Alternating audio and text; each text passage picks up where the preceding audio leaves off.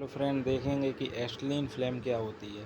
तो oxygen acetylene flame को जब प्रारंभ में सुलगाया जाता है तो उस समय केवल एसिटिलीन ही बाहर आती है, ऑक्सीजन उसके साथ मिलकर नहीं आती। तो क्या होता है, ऑक्सीजन जो रहती है वो नहीं रहती है उसके साथ। यह एसिटिलीन वायुमंडल में ऑक्सीजन की सहायता से जलती है।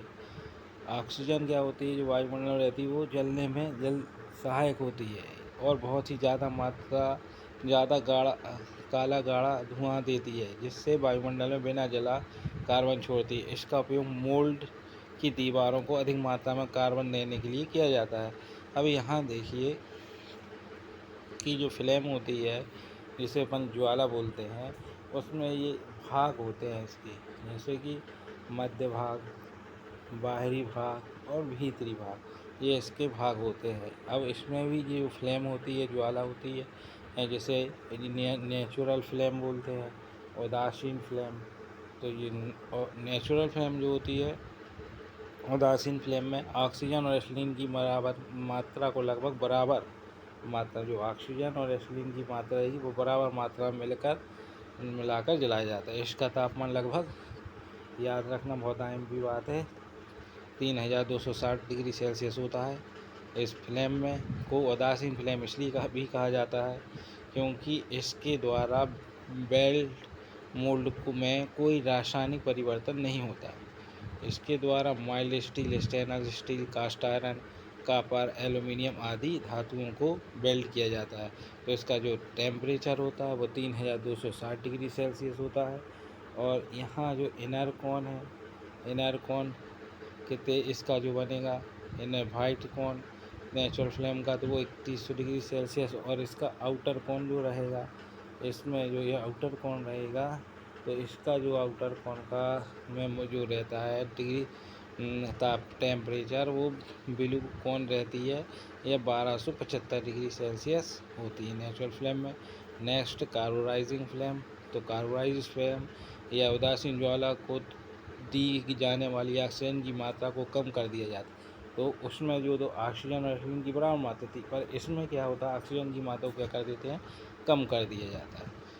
तो ज्वाला कार्बोराइजिंग या रिड्यूसिंग फ्लेम में परिवर्तन हो जाती है। इस फ्लेम में ऑक्सीजन के अनुपात में एसिटिलीन की मात्रा अधिक होती है और इसका तापमान लगभग 3038 डिग्री सेल्सियस, याद रखना, 3038 डिग्री सेल्सियस होता है। और यह फ्लेम हार्ड फेसिंग या केस हार्डनिंग के काम आती है।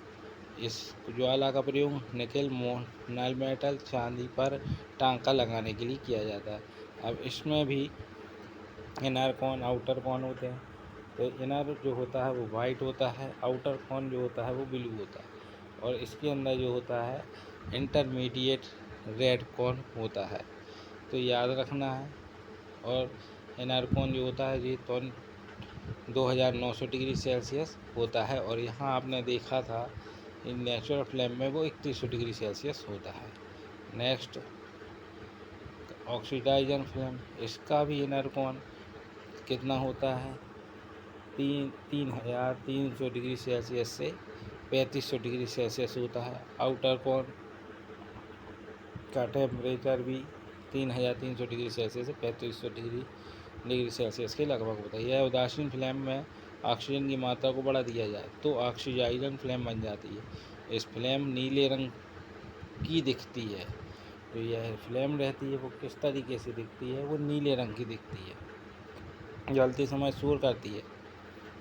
ऑक्सीडाइजन फ्लेम का तापमान 3480 डिग्री सेल्सियस तक होता है, जो कि सभी फ्लेमों से ज़्यादा है। इस फ्लेम में ऑक्सीजन की मात्रा अधिक होने के कारण, क्योंकि नाम से ही जाना जा रहा है ऑक्सीडाइजन फ्लेम, तो ऑक्सीजन की मात्रा क्या होगी, इसमें ज़्यादा होगी।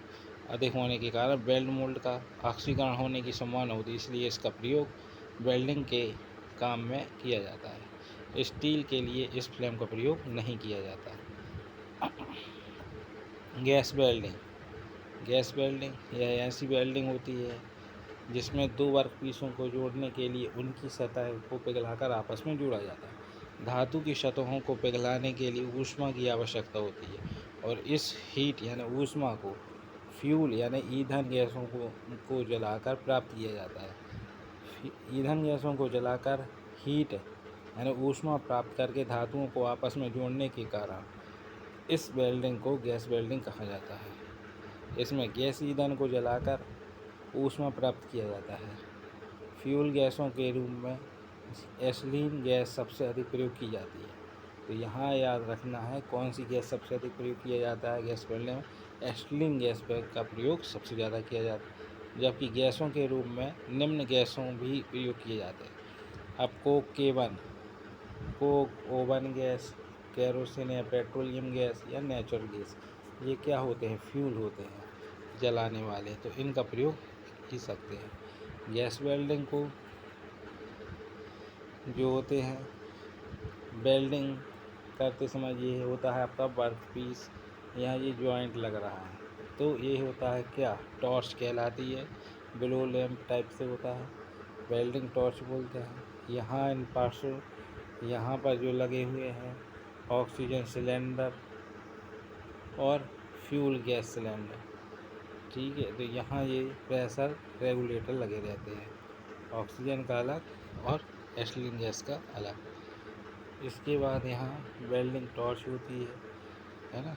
याद रखना आपको, यह ईंधन गैसों को जलाने के लिए ऑक्सीजन का प्रयोग किया जाता है। कभी कभी ऑक्सीजन की जगह दाब युक्त हवा भी प्रयोग कर ली जाती है, परंतु जब दाब युक्त हवा प्रयोग की जाती है तो थर्मल एफिशिएंसी कम प्राप्त होती है। गैस ईंधन द्वारा जो ऊष्मा उत्पत्ति है पैदा होती है वह ऑक्सीजन और ईंधन गैसों के अनुपात और प्रेशर पर निर्भर करती है। इसका मिश्रण जितना अधिक सही और प्रेशर युक्त होगा, ऊष्मा भी उतनी ही अधिक मात्रा में प्राप्त होगी। गैस वेल्डिंग में सबसे अधिक एसिलीन गैस और ऑक्सीजन गैस का प्रयोग किया जाता है।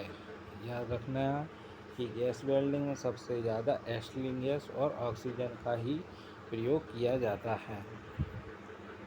ऑक्सीजन और एसिलीन गैस वेल्डिंग के प्रकार तो जो होते हैं गैस वेल्डिंग कितने टाइप से होती है? हाई प्रेशर वेल्डिंग और लो प्रेशर वेल्डिंग, दो टाइप की होती है। हाई प्रेशर वेल्डिंग में एसिलीन गैस को बड़े कारखानों में तैयार करके 15 किलोग्राम प्रति वर्ग सेंटीमीटर प्रेशर पर सिलेंडर में भरकर प्रयोग किया जाता है।